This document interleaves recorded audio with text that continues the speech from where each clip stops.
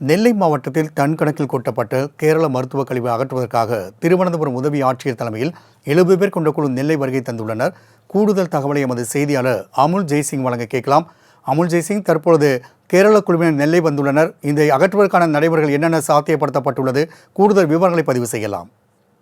நிச்சயமாக ராம்குமார், தமிழகத்தின் அண்டை மாநிலமான கேரளாவிற்கு நெல்லையிலிருந்து பல்வேறு காய்கறிகள் மற்றும் கனிம வளங்கள் கொண்டு செல்லப்படுகிறது. ஆனால் அங்கிருந்து நமக்கு பரிசாக வந்தது என்னவோ கேரள கழிவுகளும் அபாயகரமான மருத்துவ கழிவுகளும் இந்த குப்பைகளும் தான். இந்த குப்பைகள் நெல்லை அருகே உள்ள சுத்தமல்லி பகுதியில கோடகநல்லூர் உட்பட 10க்கும் மேற்பட்ட இடங்கள்ல இந்த குப்பை கழிவுகள் கொட்டப்பட்ட சம்பவம் மிகப்பெரிய அதிர்ச்சியை ஏற்படுத்தியது. நான் முதலில் சென்று பார்க்கும் பொழுது முதல் இடத்தில் ஒரு நாளைக்கு முன்புதான் கொட்டப்பட்டிருந்தது.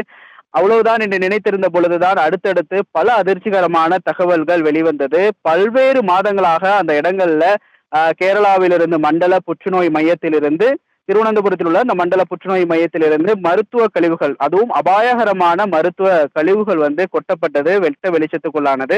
கிட்டத்தட்ட 4 முதல் 5 கிலோமீட்டர் தூரம் அளவுக்கு பல்வேறு மாதங்களாக இந்த மருத்துவ கழிவுகள் கொட்டப்பட்டு எரியூட்டப்பட்ட சம்பவம் நடந்திருக்கிறது. அதையும் நாம் காட்சிகளாக நம்ம பார்த்திருக்கிறோம். அது மட்டுமில்லாம அதற்கு அடுத்ததா 2 நாட்களுக்கு முன்பு கொட்டப்பட்ட அந்த சம்பவத்துல மழை பெய்ததால அதை எரிக்காமல் அந்த லாரி டிரைவர்களும் அதன் பொறுப்பாளர்களும் விட்டு சென்றதால இந்த செய்தியானது ஊடகத்தின் மூலமாக வெளியே தற்பொழுது கேரள அரசாங்கம் இந்த மருத்துவ கழிவுகளை கேரள அரசாங்கமே அள்ளுகிற நிலைமைக்கு கேரள அரசாங்கம் தள்ளப்பட்டிருக்கிறது. தற்பொழுது பாத்தீங்கன்னா இந்த மருத்துவ கழிவுகளை அகற்றும் பணியில கேரள மாநில சப் கலெக்டர் ஆல்பர்ட் தலைமையில தொழிலாளர்கள் உட்பட ஒரு 70 பேர் குழுவினர் நெல்லைக்கு வருகை தந்திருக்கிறாங்க. கிட்டத்தட்ட ஒரு 15க்கும் மேற்பட்ட டாரஸ் லாரிகள் கேரளாவிலிருந்து தமிழகத்திற்கு வருகை தந்திருக்கிறது. அது மட்டும் இல்லாமல் தமிழகத்தில் உள்ள 5க்கும் மேற்பட்ட ஜேசிபிகள் மூலமாக அந்த குப்பைகளானது அள்ளப்பட்டு லாரிகளில் தற்பொழுது ஏற்றப்பட்டு வருகிறது. அந்த காட்சிகளையும் நாம திரையில பார்த்து கொண்டிருக்கிறோம். அது மட்டும் இல்லாம இந்த திருநெல்வேலியிலிருந்து கேரள மருத்துவ கழிவுகள் மற்றும் குப்பைகளை அகற்றுவதற்காக தற்பொழுது குழுவினர்கள் தற்பொழுது அள்ளும் பணியில ஈடுபட்டிருக்கிறாங்க. அதாவது கேரள மாநிலத்தில் உள்ள கிளீன் கேரளா நிறுவனமும் அதனுடைய மாநகராட்சியும் இணைந்து தற்பொழுது இந்த குப்பைகளை அகற்றுவதற்கான பணிகள்ல ஈடுபட்டிருக்கிறாங்க. குப்பைகள் முழுமையாக அகற்றும் வரை இந்த குழு நெல்லையிலே தங்கியிருந்து மேற்பார்வை செய்யும் எனவும் தகவல்கள் வெளியாகி இருக்கிறது.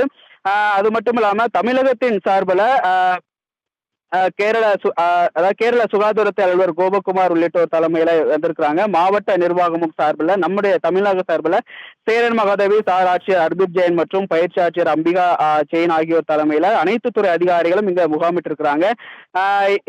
சுமார் 15க்கும் மேற்பட்ட அந்த லாரிகள் தற்பொழுது இந்த பகுதியில குப்பைகள் அள்ளும் பணியில ஈடுபட்டு இருக்கிறது.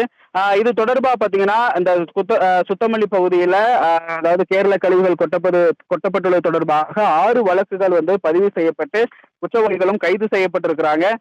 இந்த நிலையில தற்பொழுது ஏற்கனவே நமக்கு தெரிந்தபடி தேசிய பசுமை தீர்ப்பாயம் இதனுடைய கழிவுகளை கேரள அரசாங்கமே அள்ள வேண்டும், அதற்கான முழு பொறுப்பையும் கேரள அரசாங்கமே எடுத்துக்கொள்ள வேண்டும் என்று கேரள பசுமை தீர்ப்பாயமானது தமிழக தேசிய பசுமை தீர்ப்பாயம் உத்தரவிட்டிருந்தது. இந்த நிலையில தற்பொழுது அனைத்து குப்பைகளும் 10க்கும் மேற்பட்ட இடங்கள்ல கொட்டப்பட்ட குப்பைகள் ஜேசிபி மூலமாக தற்பொழுது லாரிகள்ல அள்ளும் பணிகள்ல கேரள அரசு துறை அதிகாரிகளும் தொழிலாளர்களும் ஈடுபட்டிருக்கிறார்கள். ராம்குமார்.